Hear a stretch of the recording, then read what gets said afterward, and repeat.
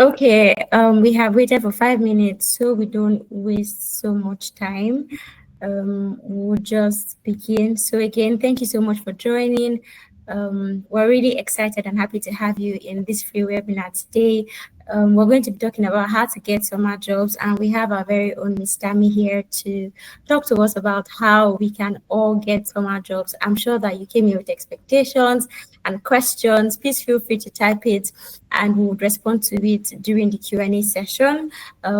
However, while we wait for other people to join, please and Emmanuel, please put in the chat where you're joining from, so that we then know how to address our content, connect with you based on the location where you're at, and we'll be able to give you tailored, responses, because now we know where you're joining from. But yes, join me, welcome our amazing Miss Tammy as she talks to us about everything we need to know about how to get a summer job. So yeah, put in some reactions and welcome, ma'am. Thank you very much, Jane. Hi, everyone. Thank you so much for taking out the time.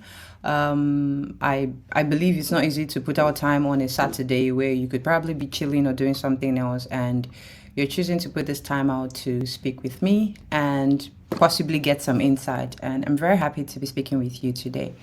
So I think we will just quickly get down to business. First of all, I'll introduce myself, and then we will talk about, why we are here today, how you can get summer jobs, what strategies are the best for you to use during this venture.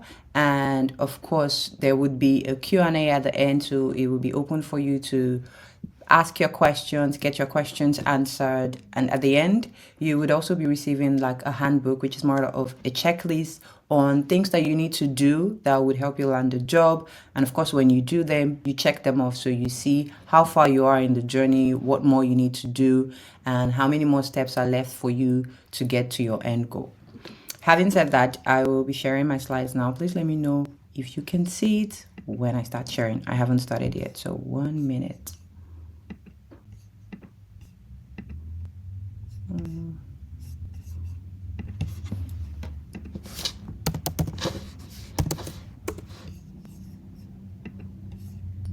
Okay.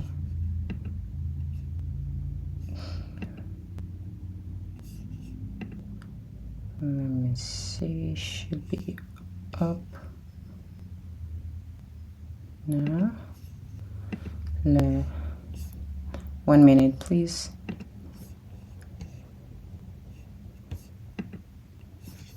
Okay, reject all cookies.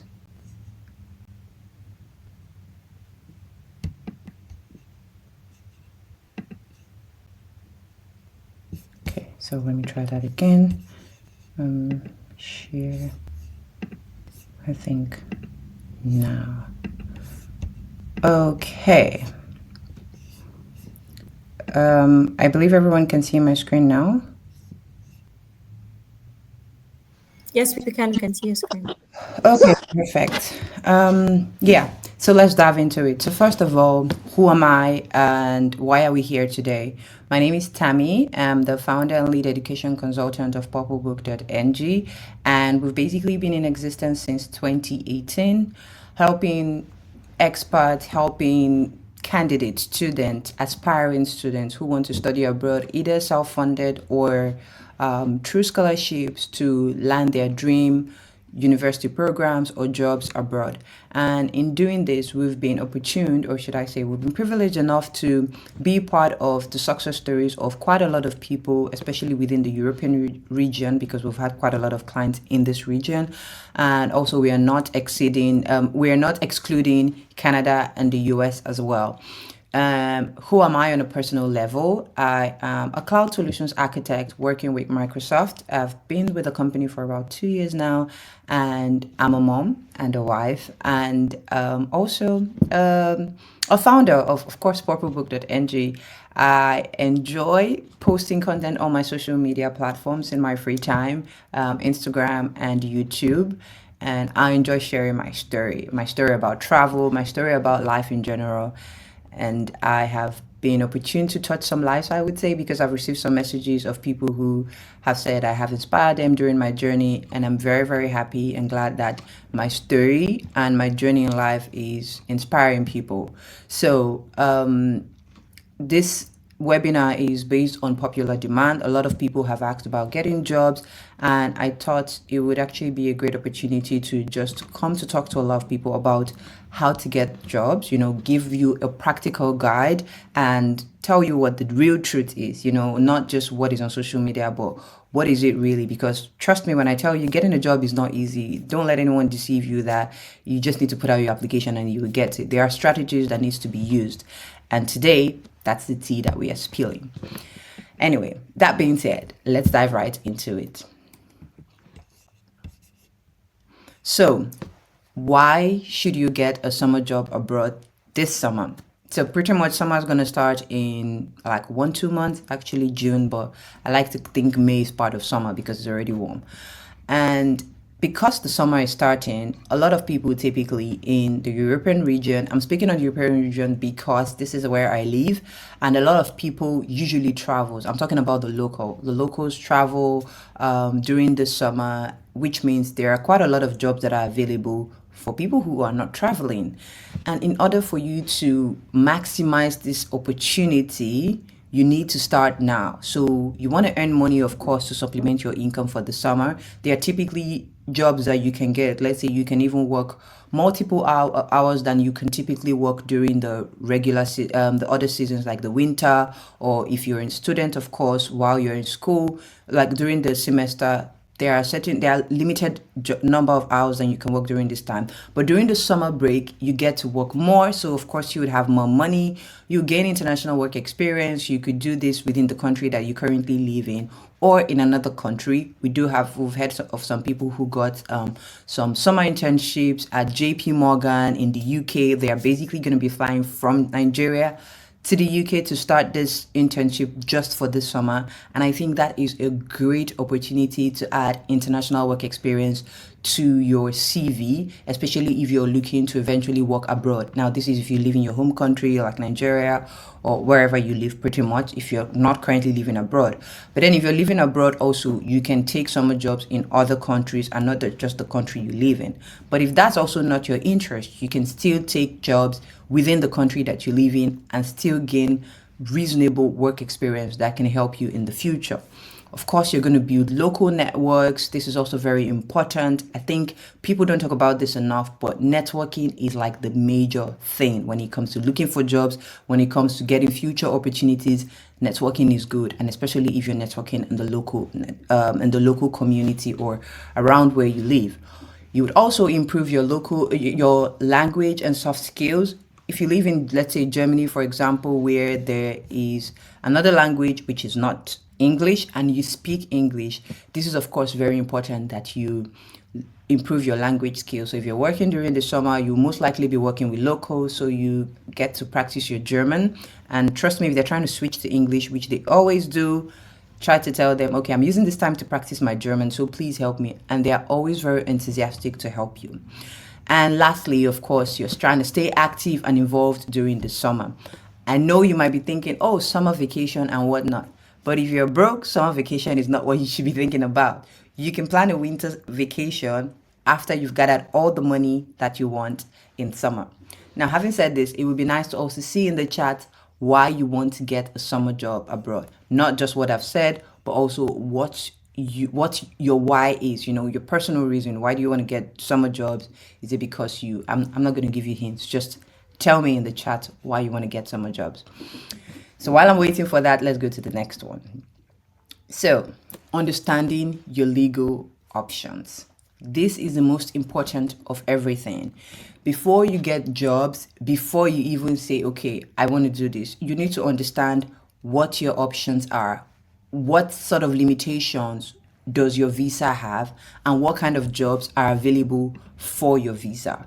That's the most important thing. So let's use the student visa. If you are on your student visa, typically you get the 20 hours a week, typically in European countries, 20 hours a week for you to work. It's either between 20 hours a week or like for the entire year, or full time but for 6 months. So you choose. You can decide, okay, so when school is in session, I also want to work part time while I'm studying. So of course, for that, it's basically 20 hours a week for the entire year. If you feel, okay, my studies is a bit stressful, it's a lot, I would prefer not to work during the semester and then only work during the semester break. Then you're thinking more full time for a shorter period of time. So only during your holidays that you get to do, you get to work, and then you work shorter time. Like, so you work for the full 40 hours, but for a limited time, let's say 3 months here, 3 months there, and you are done for the year.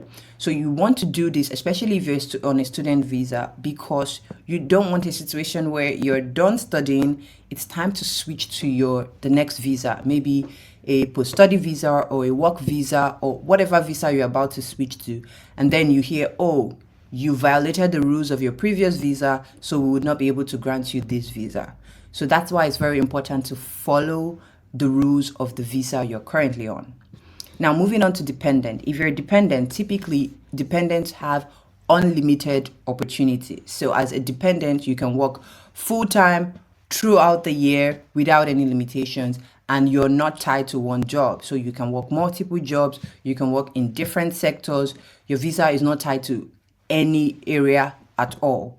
So with this, you are good to go, right? As a dependent. And of course, in case you don't know, a dependent visa is typically given if your spouse already lives in the country or is a citizen of the country, and then you just moved to live with them. And if you move to live with them, the only visa they will typically give you is a dependent visa.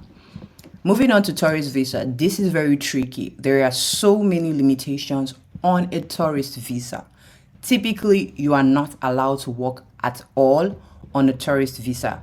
So it's safer for you not to. But now let's think about the tourist visa for the US. So for the US, tourist visa is also the same category as a business visa, which means you could have some business transactions and all that while you are on that visa, but you cannot officially be employed by an employer while you're on that visa in the country. What can typically happen is for countries like Canada, the US, you can go on a tourist visa, you can find a job. If the employer wants you, they would employ you and then sponsor your visa. So they would then change your visa from a tourist visa to a work visa. So if this is not the arrangement and someone tells you, I'm going to give you a job and you can do it on your visa, that's basically you risking your life because you could be arrested for that. And of course, risking the opportunity of ever coming into the country, because you can also be banned from ever applying for a visa or ever stepping your foot into that country. So you need to know this and make sure you follow the rules. Another thing is knowing your work rights. Let's use the Nigerian system, for example. Typically in the Nigerian system, you can, let's say, work till late and all that, and that's fine. No one really counts the hours. We count more, okay, you work full time. So you can even work on a Saturday if your job is a 9 to 5 during the week. That's okay. No one cares. But here, you need to focus on what your rights are.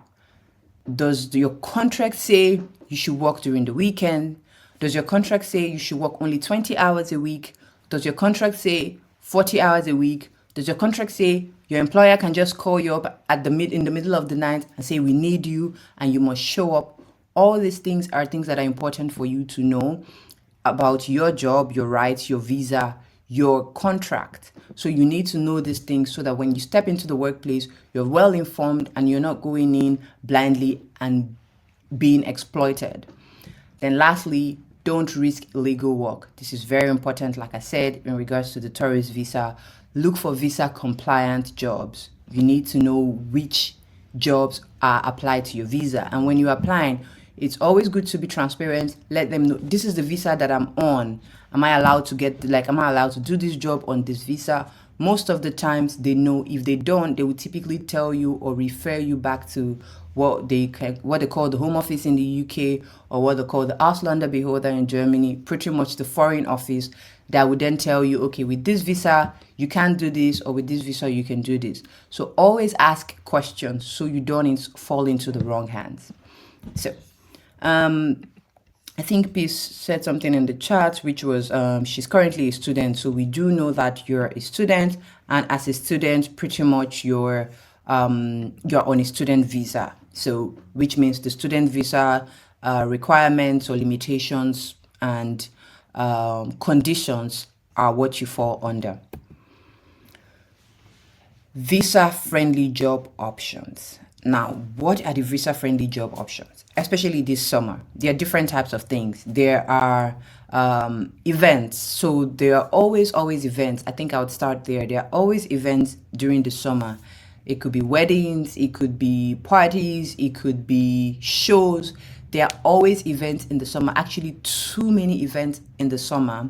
So if you're looking for something quick, that would be a great place to check. That would be a great place to look to check for what events are coming up, what kind of service are they looking for. Are they looking for ushers? Are they looking for security? Are they looking for pretty much anything, vendors, caterers, whatever it is that you think you are skilled at. If you're skilled at, I would say catering, for example, and you, of course, that one you need to have a registered business, of course, for any big organization to contract you to do any catering job. You need to have a registered business, and then you can decide to do that during the summer. Then for the security, for ushers, you of course do not need a registered business. They are looking for ushers, they're looking for securities. You quickly apply. There are different platforms that are specifically looking for helping hands for events, and you can always apply to these places for different events. So when there's an event, they would always come up and send you a message to say, okay, this is the event, this is the number of hours that we are looking for, and these are the days, are you available? And you can sign up and say you are. So for student visa holders, there are campus jobs. Campus jobs can be tutoring. So if you're good in a specific area, it could even be in speaking English, pretty much. Like if you're good with English and you can teach English, there are people who are looking to learn English, and that's something that you can take up for tutoring. For campus jobs, they're like tutoring where you tutor specifically let's say your classmates. For example, if you're studying economics and you think you're good at like microeconomics or international economics, and there are certain classmates of yours that do not understand the particular subject properly or whatnot, this is an area that you can specialize in to then tutor people in this category. That can be done. Management as well. I'm not talking like top level management. I'm talking pretty much administrative duties on campus. You can be an assistant to a lecturer, you can be or a professor, you can even help handle the admission processes. We do know people who have worked these campus jobs where they sieve through applications. Yes, those applications that people typically send from abroad to the universities. Regular international students are the ones that sometimes, no, I wouldn't say most times, sometimes sift through and then send the automatic rejection and then put the batch of the maybes and the yeses before the university then looks at it and says, okay, so who are the people we are looking at? So that's like a campus job that you can do, and you can definitely apply as long as you're a student. That's fine. Retail, of course, you can work in retail. For example, Primark, they're always looking for people who would work there to pretty much guide customers on where to go, rearrange the clothes that the customers have trashed around, like scattered and put in the wrong places. These are things that you can do during the summer. You can also do things like this. What are they called? Like, I would just say Amazon job, because that's the best way I can think of describing it. So the Amazon jobs are basically for packing stuff, like packing people's orders. That's also something that is available. It can be for Amazon, it can be for pretty much any retail store that ships out things, and that's a job that you can do as well. If you want to do it for just the summer, that's fine, because sometimes you could get a lot of shifts and then you can just pack it into this time and do it. And then when you are done with that, you can look for something that's more time friendly during the semester. I'm going to take a pause to read what P said. I've spent almost all my holidays schooling. You don't have work experience. Okay. But I do have. Okay. Okay, so great. So you're looking for an opportunity to practicalize the theoretical knowledge that you've gotten from your education into real life. It's important and okay, possibly for PhD. Okay, so here's the thing. I'm going to take this pause to answer this, or at least sort you out here. If you've not had a lot of work experience, but you've been mostly in the educational sector, you can translate that into work experience. All you basically need to do is think of the group projects that you've done. You've done group projects with your classmates or course-mates, I'm sure. You've had to maybe lead. If you haven't, please pick up one project that you're going to be the leader or at least a key contributor. And then you can add that to your CV as leadership experience. So you've led projects on XYZ. If you've done certain assignments where you have to write papers and all that, that's very important for a PhD application. So you want to put that there and state all of the papers that you've written. Literally, even if it was just a 2-page paper, you want to put that down on your CV to say you've written papers on XYZ topic, XYZ that, that, that, that, that. And of course, you have these papers, you have this presentation, so you can always have that as an additional evidence to show. So you can put your work, your project work as a work experience. You can always put volunteer work as a work experience. If you basically lived in Nigeria, then you would know that, or you might have done what's it called, NYSC, right? You might have done NYSC, and that's also something that you can add. So whatever you did during your NYSC, the CDS, if you held a position or not, if you held a position, that's a leadership experience. If you didn't hold a position, but you guys took on a project, it could be helping with a school, whatever it is that you did during your NYSC, that's a major experience that you can put out there as an experience. Fill this up in your CV. It doesn't have to be too much, I understand. But of course, there is no recruiter that would look and see that you spent most of your adult years in school that would then expect you to have massive work experience because you've basically not really had the time to work a lot. You've mostly been in the school sector. So when you put this type of projects that you've done in school as your work experience, it's totally relatable. Which is also a good reason why summer jobs are good to like add to the work experience that you've had. So I think one of the major things you want to do is revamp your CV. So you want to look at what you've done before, what you're currently doing, where you are headed, and what are the skills that these places need, especially where you're headed. What skills do they need? For example, PhD, they need research skills. You're currently a master's student, which means you're already doing research, you're writing papers, you're doing assignments, you're doing project work. That's research skills because you cannot necessarily do a project work without research. So you want to put that in the CV because that would highlight your skills for the PhD application. So it's very important to have a CV that highlights your most important skills. You don't need to put so much, but it should highlight the skills that you know that what you're applying for is looking for, and that's pretty much enough. Also, please put in the chat if I answered your question or if you need further clarification. So moving on, for a dependent, you, like I said, you could be eligible either for part-time or work full-time work, but most of the time full-time work. So you can work anywhere. You don't need to be, I don't think you can do campus jobs because campus jobs are specifically for students. So that's something that you can't really do as a dependent, but there are other jobs that you can do. Freelancing. I think tutoring is also really good as a student. You can freelance for this. You can, I think there is this website called Preply where an average person, anybody at all, can just register for on the platform, and when you register on the platform, you'll be able to choose whatever it is. It's a tutoring platform, so can you speak Spanish? Can you speak English? You can also put your calendar, so your availability. So people who are looking to learn these languages would then reach out to you, book you, pay you, and basically teach you. People who are living in Nigeria are currently doing this. We know a couple of people who have learned German even from someone living in Nigeria. You can imagine what that is. But yeah, so these are the kind of things that are available out there. 1 second, please.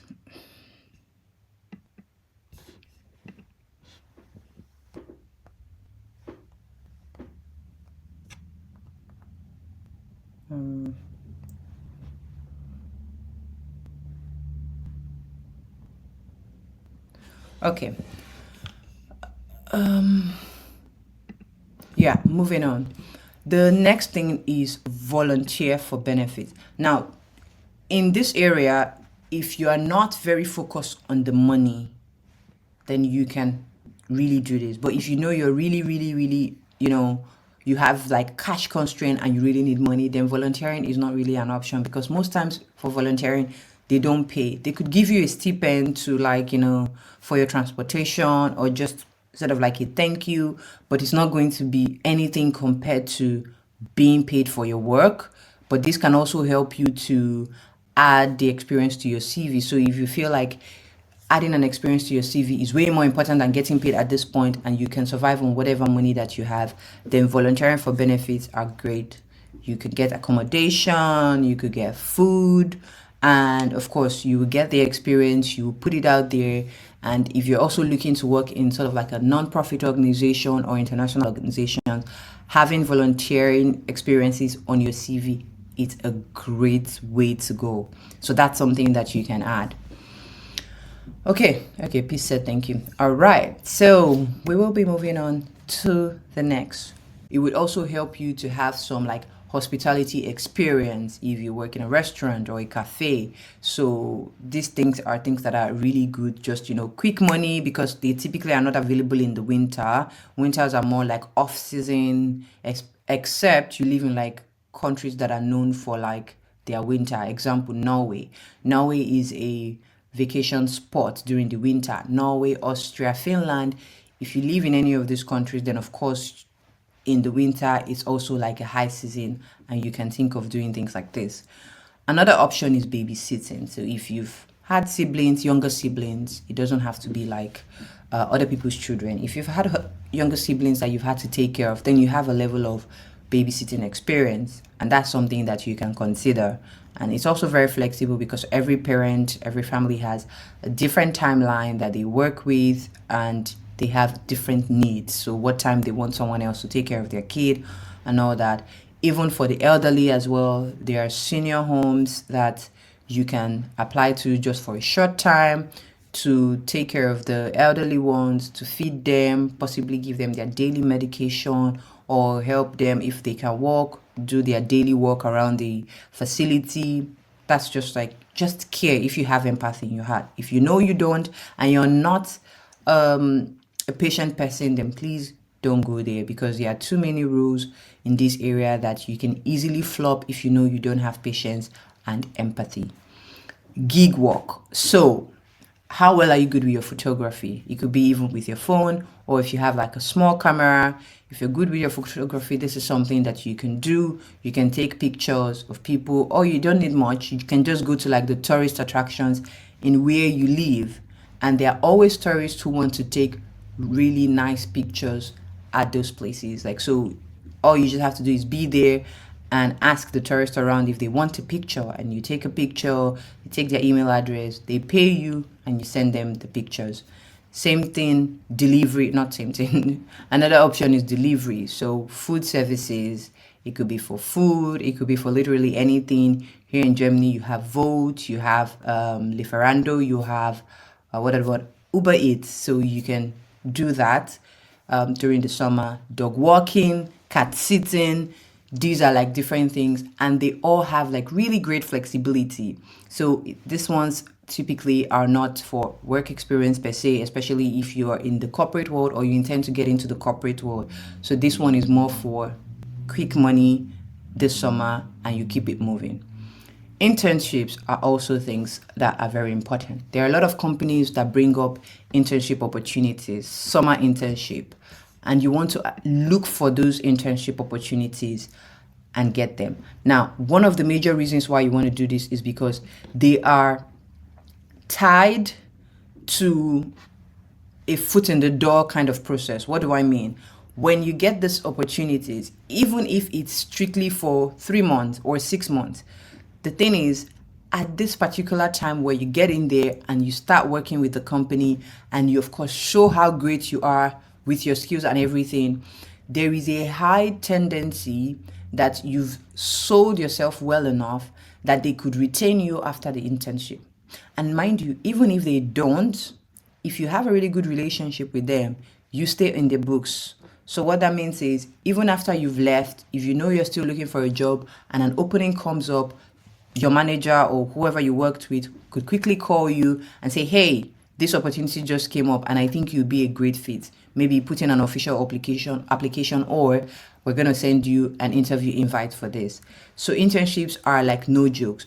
Try your possible best to get an internship, because it's the easiest way to get your foot into the door of a company that's probably like your dream company, or somewhere you've like or a job that you've really, really wanted, or an area where you really want to learn a lot. So you're going to use that, not just getting work experience, but you're going to learn so much that you could then apply into your future job or your future role. Okay. Where to find these jobs? I think this is really important, because there are a lot of people who want to get jobs. They have the CV ready, but they don't seem to find the jobs, because it's like, where are these jobs? Everyone is talking about these jobs, but where are they? I think the most popular place to find these jobs is LinkedIn. As cliche as that sounds, people do not utilize LinkedIn well enough. Now, let me tell you something that you can do on LinkedIn. You go to your LinkedIn, you go to jobs, and you can make a setting. Like, so you put the settings on what jobs you're looking for. Are you open to work? Are you actively looking, or are you just, passively looking? What area you want to work in, what location you want to work in, and then you save the setting. Like how frequently also you get information on those jobs, and you save the setting. What then happens is that if you save the setting for daily, weekly, or monthly, LinkedIn would always send you emails when those kind of jobs are available. So let's say you're applying to be a technical salesperson. You want to work in technical sales in Germany. This is the setting that you've put, and you want to get notifications weekly or daily. LinkedIn is going to send you a message with like 5, 6, 7, 8, 9, 10, depending on how much is available, of these exact jobs for technical sales in different companies. All you have to do is, you're sitting down, you're not even doing much. You get these notifications, and then you click and see, are you a fit? Is the company a fit? What are they looking for? What do you have?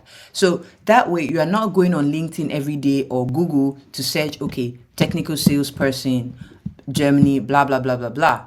It basically comes into your phone. You can also do this setting with Glassdoor. If you have Glassdoor app, that's also a really good app. Download the app on your phone, do the setting as well, and you just would continuously get these emails. Like, I feel like the emails will be so much that the question would not be where the jobs are. The question will be which ones am I interested in that I would like to apply in? And I think that already solves one of the problems of where are these jobs. So when you do that, you're already fine. Like, search on LinkedIn. Upwork is for freelancers. So if you are a freelancer, you want to check Fiverr, you want to check Upwork, here you can showcase your skills. As little as knowing the most basic graphics. If you know how to go around Canva and you can design something on Canva, people look for content creators on Upwork and Fiverr, and basically they can tell you, I want XYZ, 10 posts, 10 reels, these are the things that I want in them, and then they pay you. You just go to Canva, you work your magic, you send to the client, and you're done. As easy as that. So this is something that you need to take note on. LinkedIn, you don't play on LinkedIn. If you're in Germany, Xing is a German version of LinkedIn. That's also really good for like local jobs, not like very international companies are there. So typical German companies are there. If you're looking for that, that's a place that you can go to. Peace, you are considering a PhD, so I think you should have a Xing account as well. So you want to check these places, do the settings, and then just receive all the messages every morning and tell yourself, every morning from XYZ time to XYZ time, I'm going to be doing job applications. So you want to be doing that in the morning. You look at your emails, you would have already gotten all the openings that are available, and then you just start applying. So maybe you can do 10, 20, depends on your level of desperation, 10, 20 jobs a day, and you are good. You call it a day, the next day you do the same thing. For student jobs, of course, typically for all students, I'm sure you have like your WhatsApp group, maybe WhatsApp group of all of your classmates or your department WhatsApp group. You should have that, or a Telegram group, depending on whatever you use, and also the university platforms. So whenever jobs come in, typically your program manager could send an email to say they're looking for, someone for this role. If you're interested, you let them know. That's already like a foot in the door because it's coming from the program manager. So at least if you're a good student, you have really good grades, and you're active in class, your program manager can already vouch for you to say, okay, I know this person and she's interested in this job, or he's interested in this job, so maybe you can consider them. So that also helps. For language schools, I already talked about using Preply. There's another app called italki or Italki, however you pronounce it, and you can also use that as well. Then there are community boards and expert groups on Facebook. If you use Facebook, don't sleep on it, because these Facebook groups are like hidden treasures. There is so much information. Of course, if you're in the good groups, there are so many good information that can help you, especially for jobs, and you also get to meet people, communicate, network. So it's also important. If you're in the group and you're just completely quiet, nobody knows you. But if you're in a group and maybe you ask questions here and there and maybe contribute here and there, when these things come up and you see that it's, one of the top members of the group or whatever that has posted it, you can quickly send them a message and have a conversation with them. If they've already known you based off of your contribution in the group, that already helps you. But if they don't, because you've been quiet in the group, then it could help you, or they could just prefer to have someone who they know or they feel like contributes better. So when you're in this phase, like you're in this bubble of looking for a job, one thing you don't want to do is keep quiet. That is not an option. There's no time to you can keep quiet when you get the job, but when you're looking for the job, make noise. Everybody needs to know that you're looking for a job, because like they said, a mouth, how do they say it? Closed mouths don't get fed. So open that mouth and start talking. Everybody needs to know you're looking for a job. Everybody needs to know what type of job you're looking for. Everybody needs to know what type of company. Are you interested in going into the fashion world? Are you interested in the technical? Are you interested in communications? Are you interested in beauty? Like, everybody needs to know. You talk about it so much that someone is not even thinking about you, and they randomly see a job, and the first thing they think of is, oh, Jen wanted a job here. This would be interesting for her. And even when they're not looking, they're just going to send it to you, or, oh, this would look like a good fit for Peace. And then they just send it to you. So there are just different things that can happen simply because you're letting people know that you're looking for a job. I have been talking for quite a while now. But yeah, okay. So we're going to move on to the next. And I think we could have like the questions Q&A. This didn't work. Yeah. So crafting a strong application. Now, I already talked about sending out application and all that. But if you do not send the application in the right way, then you're going to waste your time sending 10 to 20 applications daily that would yield nothing. The first thing is building a local style CV. What do I mean by a local style CV? The CV that is used in Nigeria is different from the CV that is used in America. It's different from the CV that is used in Germany. It's different from the CV that is used in Canada. You need to know where you are and what kind of CV works. That's the first thing. So all you need to do is a quick Google search of sample German CV, for example, and you see what a German CV looks like. Now you adapt your CV into that style, so that when you're sending your applications, like an employer can look at your CV and already know, does this person live here or not? Does this person understand the system, just based off of how your CV looks? So you want to do that, first of all, to help you. And like I earlier said, you also want to highlight your most important skills in your CV. Your CV doesn't need to have everything. If you were answering phone calls in your previous job, are you trying to answer phone calls in the next job? If no, there's no point of having, I answered 7 phone calls in my previous job on your CV. But if you, of course, you intend to answer phone calls in the next job, then that's the skill that you need to highlight. So what you want to focus on is, what do I want to do in the next job? And what have I done in my current job that aligns with that, or at least that is similar? So if in your current job, or even as a student, you currently analyze a lot of data and you're thinking, my next job I would like to have, or my future job, I would like to have some level of data analysis as part of my daily duties, then you're going to put on your CV, you're going to put your data analysis skill on the CV. So you want to say something like, effectively analyze data for XYZ and yielded XYZ results, because that's also something that's important. Your CV should not always have duties. So I cleaned the computer, I spoke to a customer, I resolved conflict. That's not how a CV should be. Your CV should be something like this: I had an effective communication with a customer, de-escalating an issue that yielded to XYZ customer retention. So you've told us what you did, the situation because you de-escalated an issue, and then what yielded. That's what they want to see. The action, the cause, and the result. That's how your CV should always be. Always have that in mind. So if you're thinking, today I created 10 social media posts, you can't just put that on your CV, because that's not showing anything. But then if you say, I utilized or effectively utilized, let's say, Canva, which is the software, in creating 10 innovative social media posts, which yielded a 5% increase in engagement. You've told us what you did, the tools you used, and then why you did it, of course, the innovative post to increase engagement, and the result. The result was that there was a 5% increase. That's how you should always have your CV. So even in a group work, for example, you spearheaded a group of 10 people for a project in tackling the international market, or risk management in a trade war, and this yielded in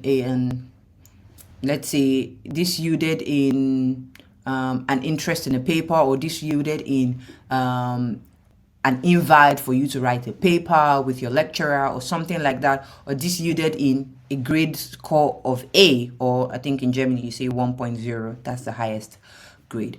So when you put it like this, you show what you did, why you did it, and the result. Always have that in your CV. When you do that, you see that you don't need so much, but all your CV would be screaming is result, effectiveness, result, proactiveness. Like, that's all it would be screaming, and any employer who sees that would already pick an interest in you. Highlight your local language or cultural experience. So let's use German, for example. How well is your German? A1, B1, A2. What is the level? It doesn't matter if you're just starting, still put it, because it shows some level of interest in wanting to learn and communicate in the local language, especially if you're looking for a job in a local business, for example, cafe. If you're looking for a job in a cafe, it's important that they know that, do you at least understand the language?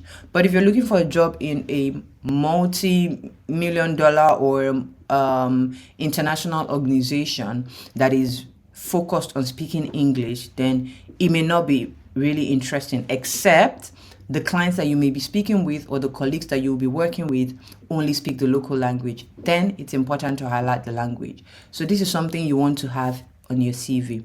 I think before I go further, it's also important to let you know that you don't need to put your date of birth in your CV. Nobody wants to know your age. They don't care. You don't need to put your full house address or apartment address in your CV. They don't need that. All you need is the postcode, the city, and the country. That's all. Your phone number must be on your CV, because they need to be able to communicate with you. They need to be able to reach you. Your email address, an active one, not the one you were using in secondary school or high school that you don't remember the password anymore. That's something that you should have. If your email address that you had in secondary school was BarbieXYZ12, please, for professional reasons, use something more professional. Maybe you can use peaceatta@gmail.com. Open a new email that already shows professionality. Imagine I open a CV and the first thing I see is babi212@gmail.com. I don't know, maybe I'm biased, but I'm just already like, what's going on here? It doesn't make sense, So you want to have something that looks a bit more professional, and it's simple. It can just be your name and surname. So peaceatta, I almost said Babi Atta. That would be funny. So peaceatta@gmail.com, and that's all. Another thing is your flexibility and availability. So how desperate are you for a job? If you're looking for a job and you want to resume immediately, I know some people would say you should also play hard to get so that they feel like other companies want you. My dear, there's no time for that. You cannot shame the shameless. At this point, you need to let them know that you are available. Look at your calendar as well. Do you plan on traveling? If you plan on traveling, please choose a date after your trip, because it's not a good look for an employer to say, okay, based off of your application, you would like to resume 1st of May, and then you tell them, oh, I have a trip on the 5th of May.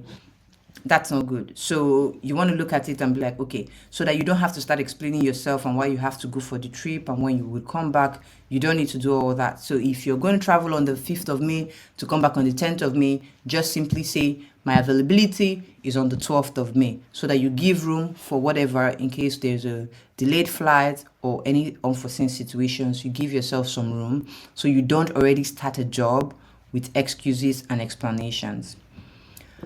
References. You need to keep your references intact. Who are your references? Your university professors for academic reference, for professional references, wherever you have worked before. Even if it's for a volunteer opportunity, you need to have that one phone number, and always check in with the person to know if they are still using the phone number or they are still using the email, so that when you need them, you wouldn't send a prospective employer an email that doesn't work anymore or a phone number that doesn't work anymore. Then you're going to get stranded because they might not be able to reach the person and you are just stuck. So that's something that you always need to do. Keep in touch with your references to ensure that you can always reach out to them whenever you need a reference. And lastly, proactively reach out to businesses. In this case, I just said walk-in cafes, of course, if you're looking for cafes, but other companies, typically companies have events that are open to the public. It could be, for example, in Germany here, they typically would have like this, Black Girl Talk, or, people of color this or that, or they could just have like a tech event or something. Whatever event it is, scroll through LinkedIn, you would always see those events, and they are always free. Register for the event and show up. It could even be like a trade fair type of thing. Register and show up. Just show up and start talking to people. You don't even know who you're going to meet there.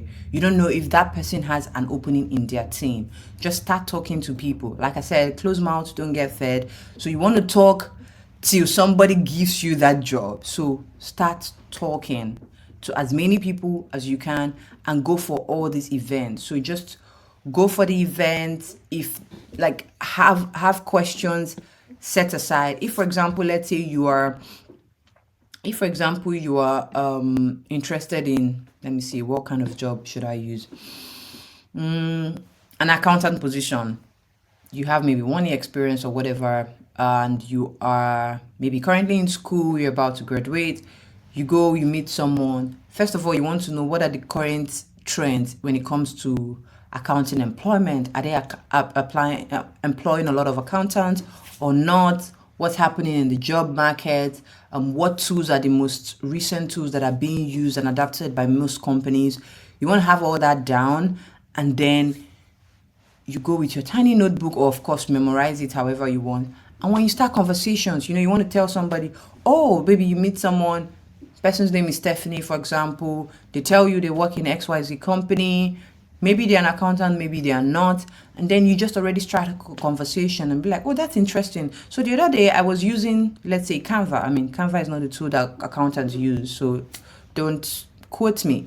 You can just go, the other day I was using Canva and I was wondering, it looks like a lot of companies are using Canva. And to be honest with you, that's a conversation that you started, because she might say, oh yeah, my company uses it too, or no, my company doesn't use Canva. In place of Canva, we usually use InDesign. And you started a conversation, you've already noted what software or what tools that company uses. And then now you take that down. So you're thinking, do you already know how to use this, or do you not know how to use this? If you don't know how to use it and maybe you're interested in that company, now that's something you need to go learn how to use. Maybe start a course or something, a 1 month course, crash course, just to teach you how to use that system. So that's something. So even if you don't meet the person who's going to give you your dream job, your helper, what you would do is that you would always come out of this event with more information than you had before you got in. And that would always help your application. Okay.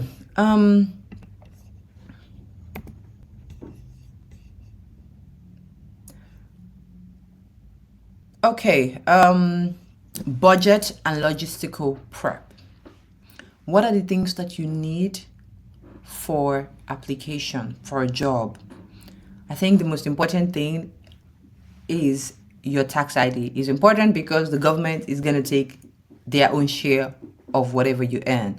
So your tax ID, if you got your tax ID and threw it somewhere else, please, you need to find it and keep it handy, because no employer will give you a job without requesting for your tax ID. So always have your tax ID handy so that whenever it is asked, of course, do not put it on your CV. This is an important information. Do not put it on your CV. Do not put it on any application document. Just have it handy. So when they ask, you always have it to show. A bank account. Always have a bank account for the company that you live in and the country that you live in. If you live in Germany, you should have a German account because an employer would want to pay into a German account. But if you are doing some sort of like a freelancing job and all that, then you can have other, payment methods like Payoneer. You can have a Wise account. You can have PayPal. These are different means of payments that different people can use to pay you for your services. So always have it so that you don't get the job or you don't get the contract and there is no means to be paid. So this is very important that you want to have this. And then, of course, your transport card, because if you have to show up at the office, if it's a physical job, you need to know your means of movement. You want to go there, and you don't want a situation whereby you're trying to get to the office and then you realize, oh wait, I haven't bought my ticket. I need to do this. I cannot reach a call. I cannot do this. I cannot do that. You want to have everything. You want to have your Google Map ready so that you first know what your route is, how to get there, and so you can plan properly. Of course, a local SIM card. If you move into a new country, you need to have a local SIM card because nobody's going to be calling you with your foreign number. They have to call a local number. If you're also in another country and you're planning to move to another country and you're thinking, okay, by this summer, I should be in this country. This is a good time. You can buy an eSIM, for example. This is a good time to already have a phone number from the country that you're going to move to and already start applying for jobs so that by the time you get the job and you're moving into the country, or by the time you get an opportunity for an interview, the employer already can contact you with that phone number.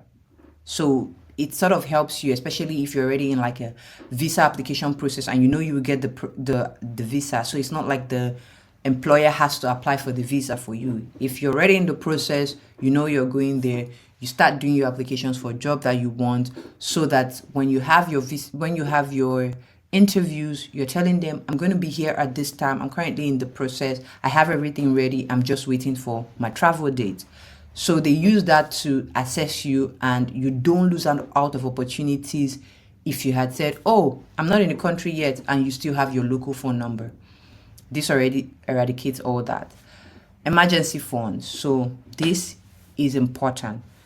Your visa or the visa process could be delayed, or your visa could be expiring, and typically employers want to make sure that you have the validity on your visa that would exceed the contract that they give you. So if they give you a 6 months contract, your visa validity should be at least more than 6 months. If they want to give you a 1 year contract, they're not going to give you a 1 year contract on a 6 month visa.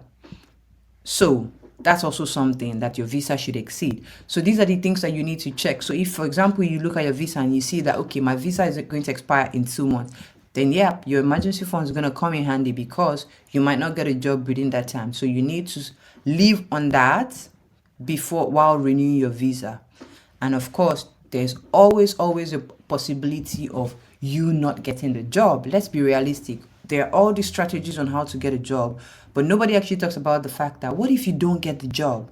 And if you don't get the job, that's where your emergency funds will come in. So always have that handy so that should you not get the job as much as you want to, you're not going to be thrown out on the streets. You should still have something to survive on.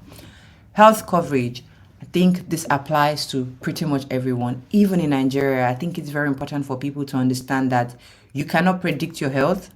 So if you have a health insurance, you're somewhat secure. So always make sure that your health insurance is paid. If you live in Nigeria or abroad, make sure that your health insurance is paid, you are not owing, so that whatever happens, you are covered. In Germany, for example, if you have a health condition or you are sick for about 6 weeks, during that time, your employer would pay you. The moment it's past 6 weeks, your health insurance kicks in and starts paying you. So this is why you need to always make sure that your health insurance is paid, because in a situation whereby your health insurance is not paid and an unforeseen situation, an unfortunate situation happens where you cannot work, then they can't pay you, so you get stuck. So always make sure that you have that covered so that you are safe. I hear that it takes time to leave Nigeria to Germany. Is there a way out? Then the second question is, the second question is, are there platforms that I'm guessing this person didn't join on time, but the person said, are there platforms I can check to get jobs from Nigeria? So before they leave Nigeria, is there a way that they can get jobs directly? I think the person repeated the question twice, so. Okay, so those are the 3 questions, right? Yeah, those are the 2 questions for now. Okay, so I would answer the first one, first of all. Is there a way to leave Nigeria faster? It's not funny, but it's quite funny because I don't think there is, especially if you want to leave Nigeria to Germany. At the moment, there is no faster way to leave. The only thing is you just have to wait it out. But for what is worth, I think it's important to note that there is a new system in place for applying for visas from Nigeria to Germany. And I strongly believe that with this new system, it is now faster than it used to be. So before, you have to apply for your visa and then wait for almost 2 years. One day they would remember you and just send you an email saying you have your visa appointment in 2 weeks or in a month, right? Now, the way the system works is you create an account on the system and then you upload all your documents. So which means you should have gotten admission offer. You should have your proof of funds, which is also known as a blocked account, which is almost 12,000 euros in a German account. You should have all your documents ready. You scan them and you upload them, right? When you upload them in the system, what now happens is they look at all the documents, sort of process them, then they will send you a message to let you know that we've looked through your documents, you can now book an appointment. And what would typically happen is you would now see an appointment date to choose from. So it's not like before where you just sit down and wait till whenever they send you an appointment or whatever. So first now they work with your documents. So they have to first look at your documents. So don't quote me because of course I do not work with the German embassy in Nigeria, but this is basically the system that is now in place that people are now using. So we do have clients, of course, who are using this new system as well. Have they gotten appointments? Not yet, because this system is pretty much new. I'm talking last month. So it's that new. It only came up last month. So far, no one has gotten an appointment yet, but it's a work in progress. So what I can advise you to do is that you can start the process. So look for universities, plan ahead. In earlier webinars, I've always said this, and I would say it again here. If you want to move abroad, it's very important to give 1 year gap. people feel like, oh, 1 year is too much. But the truth is, 1 year gives you enough time to find universities, to apply to multiple universities, get different offers that you can compare. Flight tickets are not cheap. Plan your flight, plan your accommodation before you move. If you wake up today and say, I want to move to Germany, what if the application deadline was today? That means you've basically missed out on moving to Germany. But if you wake up today and say, I want to move to Germany next year, you stand a chance of at least 2 different application seasons that you can apply from. So if you apply for this application season to resume in October and it doesn't work, you still have the opportunity of applying to resume April next year. So you have 2 opportunities. So don't lose sight of the fact that you need proper planning so that you do not rush into a system unprepared and you are just stuck, because Germany is not a land of milk and honey. Don't let anyone deceive you. There is no job waiting for you at the airport. A rosy life is not waiting for you at the airport. So if you rush in without any plan, you might rush out. But if you plan properly within 1 year, the time you're also looking for admission and everything, and you've probably even gotten your admission offer while you're waiting for your visas, you have enough time to start looking for, okay, where would I live? What apartments or accommodation opportunities are there? What kind of jobs are there? You already start these things and you start applying even from Nigeria before you get here. So by the time you get to Germany, everything is set up. I did the same when I was moving to Germany, and I already had an apartment or accommodation before I landed in the country. Now, for context, it takes people an average of 1 year to get an apartment in Berlin. I live in Berlin, which is the capital city. So imagine how I would have come here and I would have been stranded for probably almost a year if I didn't start planning early enough and looking for an apartment before I arrived in the country. So it's a new system. I didn't know anybody in Germany. I came here with no family members, no friends, nothing. So I didn't want to come into a system that I didn't know anyone and just get stuck. So I had to plan. So do the same, plan, get your admission offer, put it in the system and see what happens. And while you're at it, I would also advise not to get so hung up on only Germany. There are also so many amazing countries within the EU. The Scandinavian countries are really cool. Finland, Norway, Sweden. These are really, really great countries with great benefits as well. Consider them. Austria is basically the twin brother or twin sister of Germany.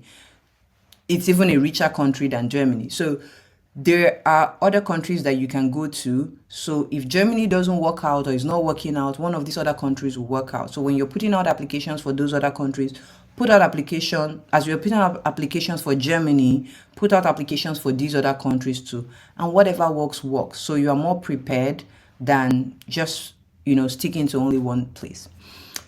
I hope that answered your question. The second question is about the jobs. So where should you check for jobs?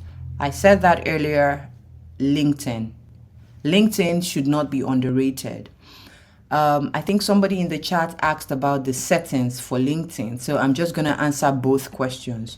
So when you go to LinkedIn, if you don't have a LinkedIn account, please create an account. Have a really good and clean professional headshot, not a selfie, not one with filter, please. A clean one. Not a passport photograph, a clean headshot on your LinkedIn profile. Then you go to jobs, it's on your profile. When you go to jobs, you do the setting, the setting you're supposed to put there is, there are different options. They'll ask you, are you open to work? Are you passively looking or are you actively looking for a job? You choose if you're actively looking for. What kind of jobs are you trying to look for and what location? You put it, for example, if you're in Nigeria, you want to apply, you want to get jobs in, let's say, Germany or the UK or Canada, wherever, you put the location and put the job. For example, software engineer, Canada, you put that. How often do you want to receive the emails? Daily, weekly, monthly, you set that. What would happen is that LinkedIn will be sending you emails every day if you put daily, or every week if you put weekly, of jobs that are available, this kind of jobs in this location. Your job now is then to open these emails, look at all these jobs, open them specifically, look at the requirements that are being asked, if you have them, and send out your application. If you live in Nigeria and you want to get a job abroad, always check for this one thing. When you open the job applications, always check relocation allowance or relocation allowed. If you see there is a relocation allowance or relocation available, it means that they would move you from where you are to the country. If it is stated there relocation is not an option or something, if they write no relocation, don't bother, because it means that they're only looking for people who are currently living in the country. So even if you go through the application process, you would have wasted your time because they are not moving people. So always look for that relocation benefit or relocation allowance or relocation anything in the job offer or in the job description, because this will tell you if they are open to looking for people who live in other countries or not. If you already have a visa in progress and you would get the visa before you get the visa soon, it is important that you get a local phone number, a local SIM card. You can do eSIM, so that on your CV you would have the local phone number. Say you're looking for a job in Canada and you know that within 3 months, maybe you're applying for the Canada Express entry, and maybe in 3 months it will be out. You need the phone number, so you put the phone number on the CV so that they see that you have a Canadian phone number. And you can put, let's say if you're planning to be in Toronto or wherever, Calgary, you can put a random postcode in Calgary and put that you're in Calgary, like put the address, should be just the postcode and the city.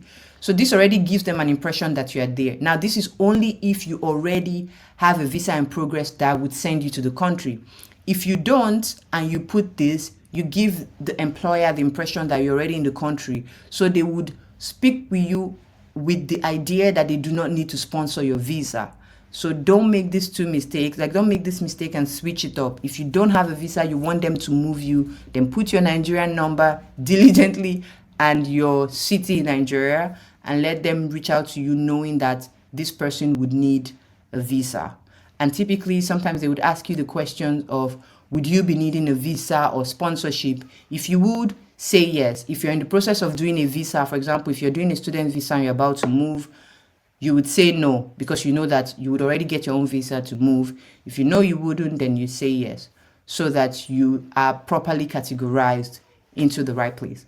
So yeah, LinkedIn is like the best perfect place that you can apply for a job. Do not sleep on it. There are jobs on LinkedIn literally every day. Part-time jobs, full-time jobs, remote jobs, on-site jobs, whatever, and in different parts of the world. I've seen multiple jobs that relocate people to Hong Kong, for example, and these are like really big companies. I've seen jobs that relocate people to Canada. I've seen jobs that relocate people to Germany. I've seen jobs that relocate people to the UK. There are jobs and people are getting it, but make sure that your CV is properly tailored, so that when the employer is looking at your CV, they already get a sense that you're a good match before having a conversation with you. Your CV is your first step. It's the first thing the person sees before you. You might be great and your CV is not, and you wouldn't get the job. So yeah, okay, I think maybe I should just I should mention the CV thing again. I had said that earlier, but then I would say it again. Your CV should always highlight your skills, the action you did, why you did it, and the results. So don't just say, I answer phone calls twice a day. That doesn't help. What you want to say is that you effectively communicated with customers, and in the process, you resolved conflict, which yielded a 5% growth in customer retention. You have said what you did, why you did it, and the result. This is how you state your skills and how you state your job duties on your CV. That way, it screams results. So whenever someone sees your CV, they just see results. Don't forget to put your volunteer experience, your NYSC experience. Even if you don't have so many experience, but you've done some group work in your school year, let's say bachelor's or master's, add that, because all these are skills that are transferable to the workplace. You don't want to miss out on any of those things. And don't put everything. That's the last thing. Don't put everything in your CV. If you said hi to a customer, you don't need to write it in your CV, because your CV doesn't need to be bulky. It just needs to have the best things. If you have less than 5 years work experience, please, your CV has no business being more than 1 page. Do not have a CV of more than 1 page. From 5 years and above, you can have a 2-page. 5 to 7 years, 2 pages is fine, but do not have a CV more than 1 page if you have less than 5 years work experience, because that's a lot you are putting in there. Okay. Sorry, Golden Ben, you said skills. I don't know what you mean by skills. Is that a question? Can you maybe rephrase? Okay, sorry, Tammy. Just one more question. Okay. Somebody typed and said, for the summer jobs, is it possible to work online? Can they get roles online, and if they don't have to travel to get the summer jobs? Can they from, I guess, persons from Nigeria, can they from Nigeria get online jobs? Yes, absolutely. You can get online jobs. So I earlier talked. I think you're mute. Sorry, that was a mistake. Yeah, absolutely. You can get online jobs. Like I earlier said, there are different jobs. There are on-site jobs, there are remote jobs, there are freelancing jobs. So in the case where it's a remote job, they don't need you to travel. So they can give you the job and you can do the job from whatever location that you are in. So you need to look at it when you're applying to the jobs. You need to see that they say remote is fine, not compulsory on-site. And if they say remote, sometimes they would also put it anywhere in the world. If you see those kind of things, yes, please apply for the jobs and you would definitely get it without having the need to travel to the location where the job is. Also, another good thing is, another best bet is freelancing. So you can even get a job as a technical writer. Typically, that's a job that you can apply for and get full time if you apply from the company's website or whatever. But if you're on Upwork or Fiverr, the company could be looking for a freelancer and still employ you to do that just on a contract basis. So it can be like a 6-month contract or a 3-month contract. And typically in that case, they don't need you to leave wherever you are.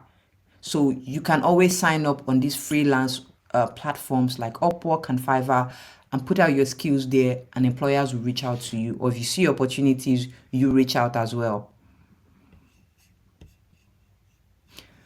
Okay, so I think this is pretty much it. Thank you so much, everyone, for the time that you have taken to speak with me today. Thank you for making me have a beautiful Saturday, because I did. Oh yeah, Peace. You raised your hand, Peace. I'm sorry. So I have some questions to ask. Okay. First of all, I'm an ardent follower of you on Instagram. I just wanted to put that out there.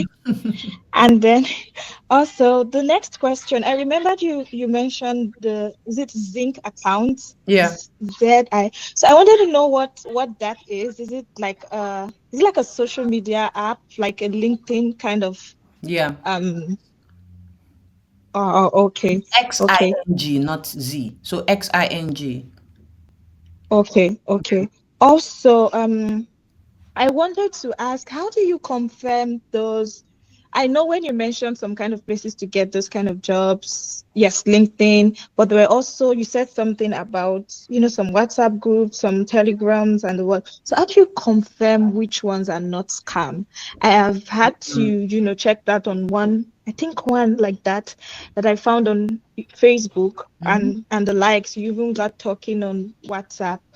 But someone else now told me that some of these they are scam, especially when at first you are asking them, you've accepted, they've interviewed you and the likes, but when it got to the how much will be paid and what, there's a bit of a switch. So how do you confirm which of those ones are scam, since it's not LinkedIn and it's on Telegram or what, you just see people post it? So how do you confirm which of them are scams? And on your what you added, there's a private job hunting expert group. So I wanted to know, is that a paid service, or how do one get involved in that? Thank you. Okay. So one of the important things to note is, yes, there are scams. I actually cannot see myself anymore. Okay. There are scams. So yes, you need to beware of the scams. And how do you find out? Number one, when I said Telegram groups and WhatsApp group, I was very specific that these groups are pretty much from like your university. So let's say your classmates or your department have a group where everyone that you know, like in your class or in your department, are in that group. So of course you know the people that are there, and it's typically not scam. But joining a random Telegram group, I cannot advise anybody to do that. Or joining a random WhatsApp group, I cannot advise anyone to do that. So this should be groups that you know. The other group I mentioned was Facebook, right? Of course, like you said, there are scams on Facebook. These jobs should have like a proper company website. So it shouldn't just be, oh, I'm looking for a salesperson, and then you just send the person a message. Because I've also heard of these situations where you then reach out and they start to tell you stories, or all they are trying to do is use your house address to send scam products so that they don't leave paper trails for themselves, but then you are the one that would get caught when the police comes. So these kind of jobs, no. You want, let's say my company is hiring and I'm on this Facebook group where there are experts and whatnot, and I post it there and say, oh, I'm looking for someone in, let's say, sales. I don't know why I like to use sales as an example, but I'm looking for someone who wants to work in sales with 2 years experience, blah, blah, blah. I should put a link there. So when you go to the link, you would then see my company website. You should be able to see a proper website. Things that you should look out for to know that a website is not right, something is fishy. Check out for like typos. Typos are typically there for some reason. They always have typos. I don't know if they're usually in a hurry to create a fake account, fake website, but they always have typos. Check out for like paper trail. I'm talking digital trail, not paper trail, digital trail. Do they have a social media account? Do they have LinkedIn? Like, I think if a company doesn't have a LinkedIn page, I'm a bit wary, because no matter how small your company it's important for you to have a LinkedIn profile. So if you can't find these people on LinkedIn, you can't find them on any social media platform, just some random website only, there is no digital footprint, I would not advise you to look for a job there. Even if the job is real, just stay away because something is fishy there. So these are the ways that I think you can spot if a job is real and not. So avoid anything that just looks shady. And the truth is, we have amazing instincts as humans. Once your spirit, your instincts just says no to something because it feels a bit weird, I think it's better for you to just avoid it in general. And yes, I've also heard of some paid platforms. I do not have anyone, but I've heard of some paid platforms where you pay to be in the group, and they usually like post jobs, different things. So that's also something that if you find, you could try to use that, but I don't know anyone that I can recommend to you. Someone I can recommend to you is, I don't know what area you are in terms of like what you're studying or where you intend to work in, but there is this account called The Tech Corner, right? And her name is Hosanna. She is a Congolese, British, whichever one. And sometimes she posts job vacancies on her stories. And in most cases, people who work in these companies are also following her, and they usually reach out to say that they are available to give recommendation to anybody who wants to apply for these jobs. Most of the times, these jobs are in the UK though, just to be specific, but sometimes it's not only in the UK. If you see a job that she posts, you can go to LinkedIn to verify, because typically they are like screenshots from LinkedIn. So you can go to LinkedIn to verify, and sometimes you can see that the company is hiring for that position in different countries. So if, of course, you're not interested in working in the UK, you could see maybe they have the same position in maybe Germany or in Canada if it's a big company. And in those cases where there are people who are open to recommend you, if you want to apply, you make use of it, because she basically puts the person's username there. So it's not like she hides it and you have to reach out to her. So she puts the username there, and then you can just have a conversation with the person directly. And if the person is willing to refer you for the job, that's already a great start, and you can apply. So I think this is pretty much like the way to go. And yes, beware of the scam jobs. Okay, If I have answered your question, please give me something. I need to know that I have answered your question. Some reaction, something.